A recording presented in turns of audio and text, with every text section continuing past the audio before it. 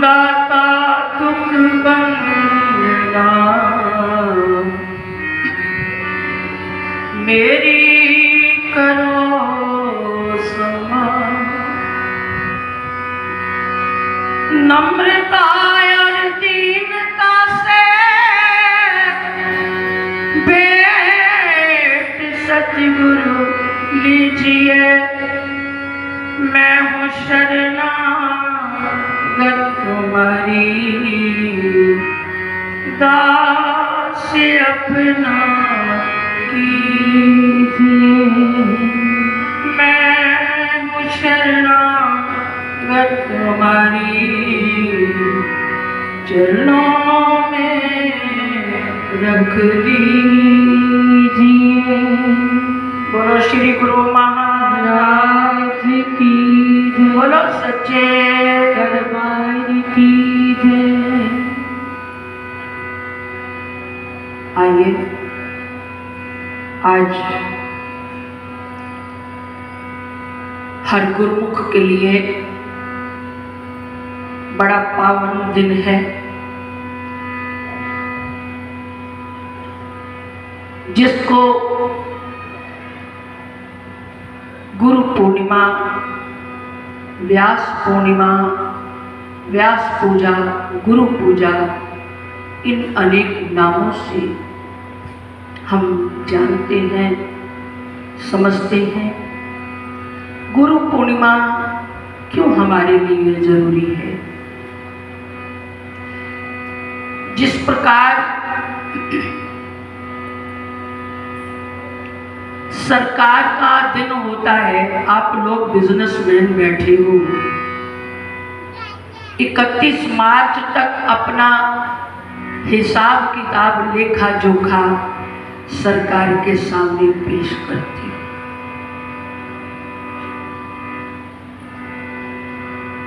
हमने क्या कमाया, क्या सरकार को दिया, क्या अपने लिए किया, ये सब ब्यौरा आपको देना पड़ता है। इसी प्रकार इस भाव को भी लीजिए। हम 1 वर्ष के बाद गुरु चरणों में आकर उनका आशीर्वाद भी लेने का दिन होता है, और भावों के अंदर मन ही मन, क्योंकि वो अंदर की बात को जानता है, बिन बोलिया सब किछ जानता, घट घट की पट पट की जानत, भले बुरे की वीर पहचानत। वो सबकी जानता है। वो ब्यौरा आप किसी पुस्तक में लेकर नहीं आए हो। आपके पास कोई हिसाब किताब का कोई भी, आपके पास कोई परफेक्ट, कोई सामने प्रत्यक्ष प्रमाणित आपके पास कोई भी वस्तु नहीं है। ये केवल उसके समक्ष आकर बैठे हैं। हमारे अंदर हमने अपने जीवन के अंदर गुरुदेव भगवान की स्मृतियों को कितना जीवन के अंदर अपने संग साथ रखा, कितना उनके चलाए हुए रास्ते पर हम चल पाए, कितना उनका आदेश जिसका हम पालन कर पाए। ये ब्यौरा आप प्रमाणित रूप से नहीं दे रहे, अपने अंदर की किताब हम सब लेकर बैठे हैं। वो देख रहा है, वो जान रहा। और दूसरा, आज का दिन गुरु के चरणों में आकर उनका दर्शन दीदार और उनके चरणों में बैठकर उनका अपने आध्यात्मिक प्रगति के लिए, अपने ध्यान में आगे बढ़ने का आशीर्वाद लेने का दिन। ये मत सोचना हम दुनियादारी की आकांक्षाओं को लेकर बैठे हैं, नहीं। वो तो बिना कुछ मांगे आपको मिल ही रहा है। कोई कमी नहीं रखी उसने। जो मांगने पर मिलता है वो केवल ध्यान, उसका सिमरन। आज वो दिन है, हम उनके चरणों में बैठकर उनका आशीर्वाद मांगे। मैं आपसे छोटी सी बात कहूंगी, ज्यादा समय नहीं हो गया। समय आपको मुझे लगता है ऊपर जा रही है घड़ी, कोई बात नहीं। ये तो श्वास श्वास भी उसके अर्पण हो जाए जिंदगी का, ये भी कम है। ये तो कुछ मिनटों की बात है।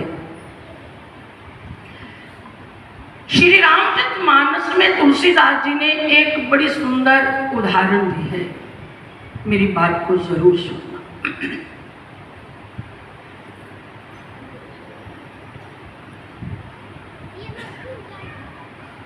तुलसीदास जी कहते हैं, एक पिता के विपुल कुमारा, एक पिता की औलाद अपने अपने ढंग से अपना जीवन चलाती है। एक पिता के विपुल कुमारा, होए पृथक गुणशील आचारा। सबके गुणशील अलग अलग होते हैं। कौ पंडित कौ तापस ज्ञाता, उनमें कोई पंडित है, कोई तपस्वी है। कौ पंडित कौ तापस ज्ञाता, कौ धनवंत शूर कौ दाता। कोई धनवान है, कोई शूरवीर है, कोई दानी है, दाता कहते हैं दानी को। कौ धनवंत शूर कौ दाता, ये एक पिता की औलाद के रूपरेखा बताई है। अगली बात, एक पिता के लिए अपनी औलाद एक बराबर होती है, इसमें कोई शक की बात नहीं।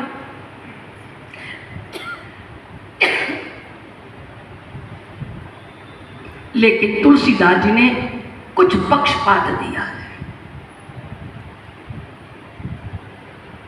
यहां कुछ पक्षपात रखा है।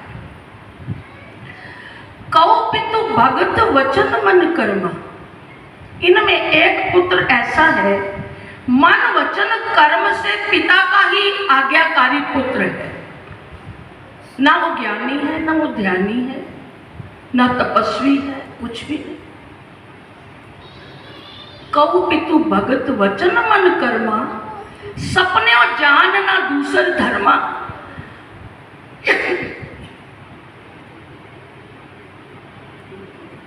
सपने में भी उसके लिए धर्म नाम की दूसरी चीज नहीं है। ऐसे पुत्र के लिए कह दिया, ते सुत होए पितु प्राण समाना।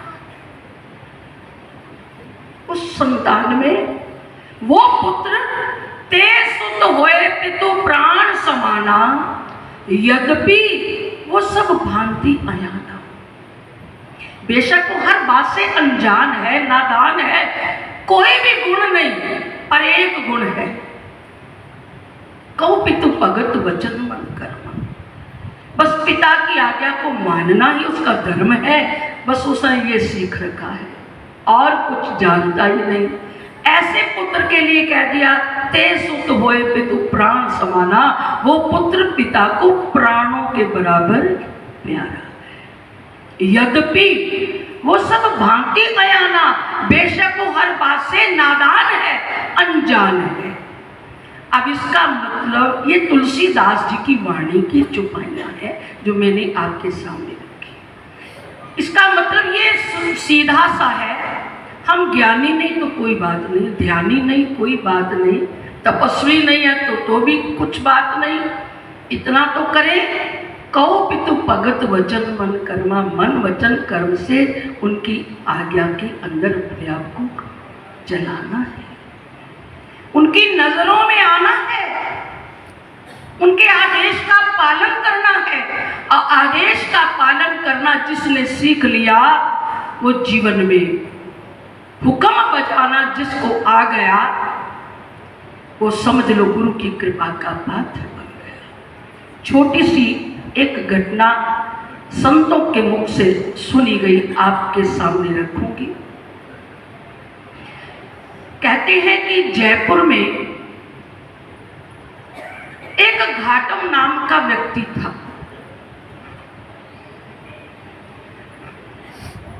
वो घाटम जो व्यक्ति था उसका काम क्या था? चोरी करना। और वो चोरी केवल वो ही नहीं करता, दादे परदादों से पुश्तों से ये काम उनका धंधा था, चोरी का।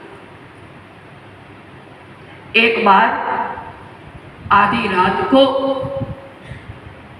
कहीं पर चौराहे पे खड़ा था, कोई एक संत वहां से निकले।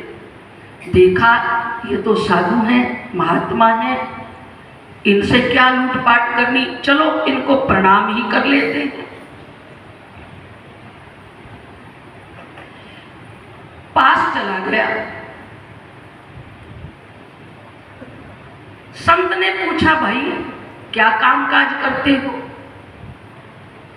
उसने कहा, महाराज चोरी करता हूं। अरे भाई ये काम ठीक नहीं है, चोरी मत किया करो, ये अच्छा काम नहीं है। उसने कहा, महाराज चोरी हमारे तो दादे परदादे, हमारे पिता सबने काम ही यही सीखा है, और कोई हमें काम आता ही नहीं। संत ने कहा, तुम इस काम को छोड़ दो। उसने कहा, मैं नहीं छोड़ सकता, कोई और बात कह दोगे तो मैं आपकी बात मानने को तैयार हूं, ये काम मैं नहीं छोड़ सकता। हमारी तो आदत ये है रसोई में, अपने ही घर की रसोई में भोजन खाना है, वो भी चोरी से उठाते हैं, आनंद आता है। संत ने सोचा इसको सुधारना है। अपने आप में इसने मान तो लिया कि मैं चोर हूं, कौन कहता है मैं चोर हूं?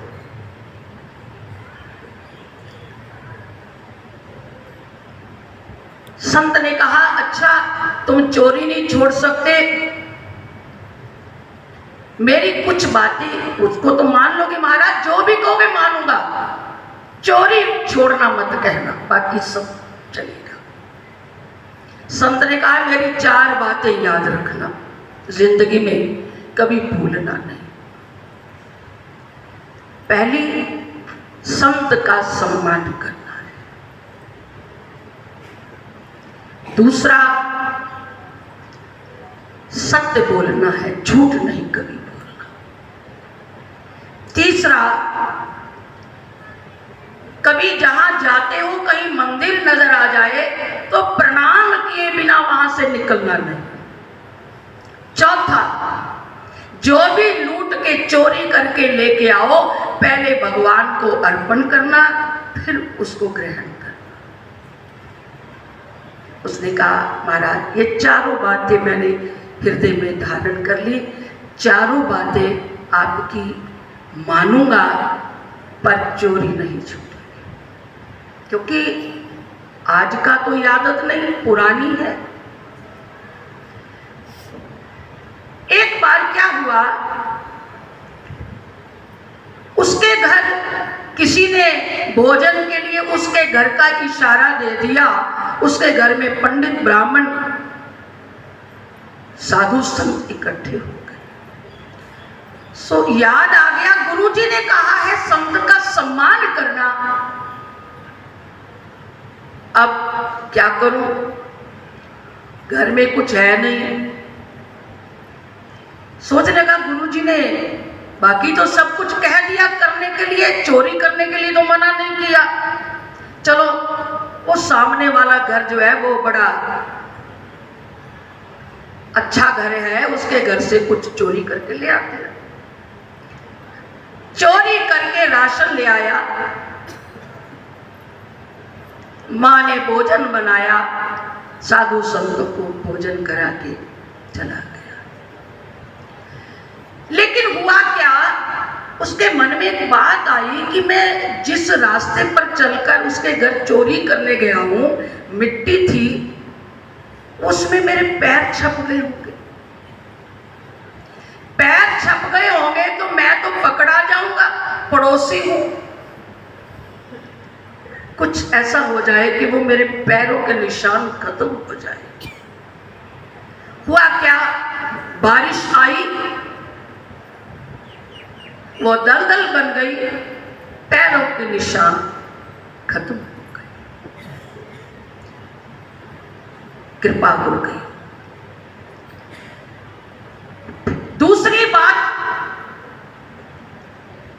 हमने भी वो एक किला देखा है, आमेर का किला, वहां जयपुर बाईपास पर जाओ, एक राजा जिसको आमेर का किला बोलते। एक बार कहते वहां के राजा के पास एक काले रंग की गाय थी। वो आगे गुरु जी के लिए भेंट देने के लिए आमेर किले में गया, घोड़े पर चढ़ कर गया, वहां गया। अब वहां तो पहरेदार खड़े थे, उन्होंने कहा भाई तुम कौन हो? उसने कहा मैं चोर हूं।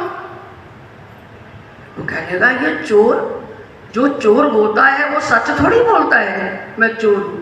ये कह रहा है मैं चोर हूं, लगता है ये राजा का कोई गुप्तचर है, कहीं हम ना मारे जाएं। उन्होंने उसको कुछ नहीं कहा, अंदर जाने दिया। अंदर गया, राजा की गुड़शाल में काला घोड़ा खोला और बाहर निकल आया। वो देखते रह गए, अरे भाई ये तो राजा का घोड़ा लेकर भाग रहा है। उसको फिर किसी ने कहा भाई तू कहां जा रहा है? उसने कहा कि मैं घोड़ा लेके जा रहा हूं। अब हुआ क्या, इतने में राजा ने अपने मंत्री को कहा कि जाओ मेरे लिए वो काला घोड़ा तैयार करके लेके आओ, मुझे शिकार के लिए जाना है। देखा अंदर घोड़ा गायब, पीछे भागे, पुलिस को भगाया, उसकी तलाश करने लगे। मंत्रियों जो द्वारपाल थे उनको पूछा गया क्या तुमने देखा? कहने के महाराज देखा। तो तुमने उसको जाने क्यों दिया, अंदर आने क्यों दिया? कहने के महाराज वो तो सच कह रहा था मैं चोर हूं।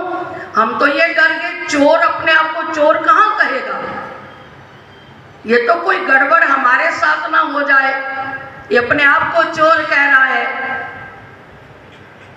हमने तो रोका नहीं, आपका गुप्तचर महसूस किया ये गुप्तचर होगा।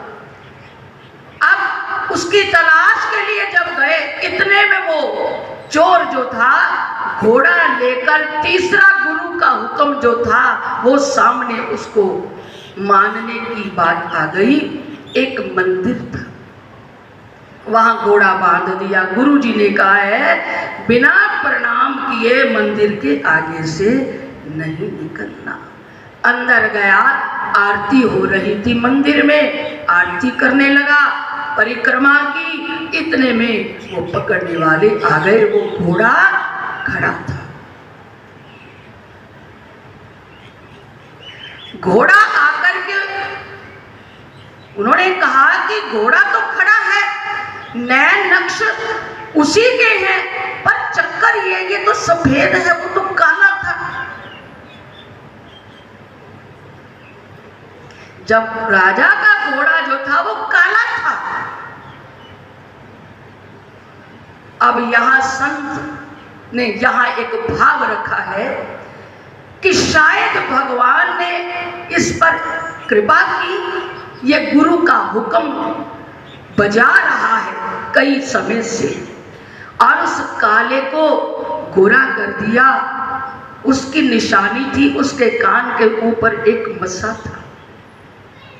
उसको पकड़कर वापिस ले आए, राजा के दरबार में हाजिर किया। महाराज ये देखिए ये घोड़ा है। राजा ने कहा वो तो सफेद हो गया, ये कैसे हो गया? कहेंगे महाराज क्या पता, मंदिर में भगवान भी काले रंग के थे, उन्होंने इसको सफेद कर दिया होगा कि काले के ऊपर मैं भी काला, ये भी काला, कैसे लगेंगे, सफेद कर दिया होगा अपने लिए, क्योंकि उनके चरणों में निवेदित किया। तब राजा ने कहा अब देखो वो निशानी, मेरे घोड़े के कान के पास एक मस्सा था, वो मस्सा है या नहीं? अगर होगा तो सारी बात समझ में आ जाएगी। अगर नहीं तो कोई गड़बड़ की बात है। तो देखा क्या गया कि वो मस्सा कान के ऊपर था। इस छोटी सी कथा के पीछे वो कहते वो घाटम चोरी करने वाला आखिर में गुरु की बात पर चलते चलते आज वो घाटम नहीं, वो घाटम दास बन गया। सदा सदा के लिए भगवान का अनन्य भक्त हो गया कि मैंने अपने चोरी के बात को जीवन में बनाए रखा, फिर भी गुरु ने कृपा की और मेरे साथ अंग संग रहे। जहां भी गया मेरी इज्जत बचाते रहे, मेरे सामने कोई रुकावट नहीं आई। वरना चोर को उस महल में कौन घुसने देता। घुसने का तरीका कब सामने आया, जब सच बोल दिया मैं चोर हूं, जैसे है वैसा पेश कर दिया। हम अपने आप को वैसा पेश नहीं करते, अंदर हम कुछ और है बाहर कुछ और है। लेकिन वो अंदर की बात क्योंकि जानता है।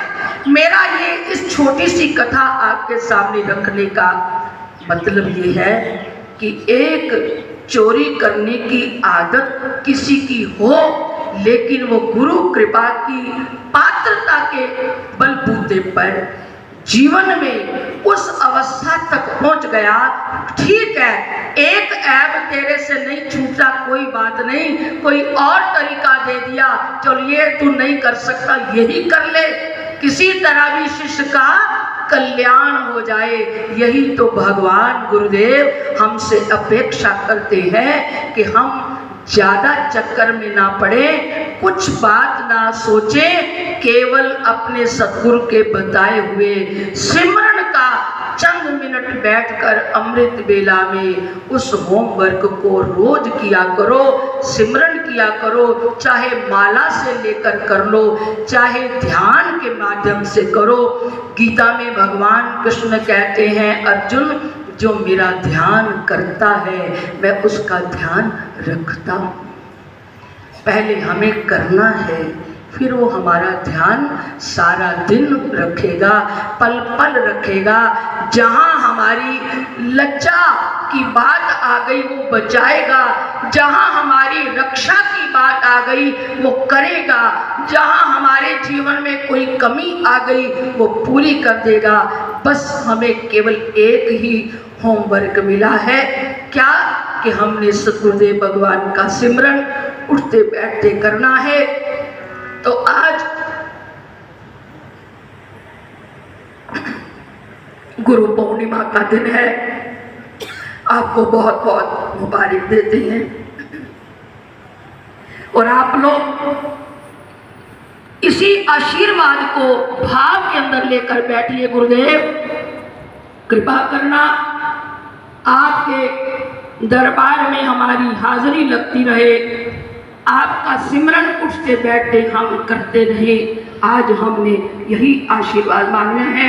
आओ गुरु महाराज के नाम का जय घोष करें। बोलो श्री गुरु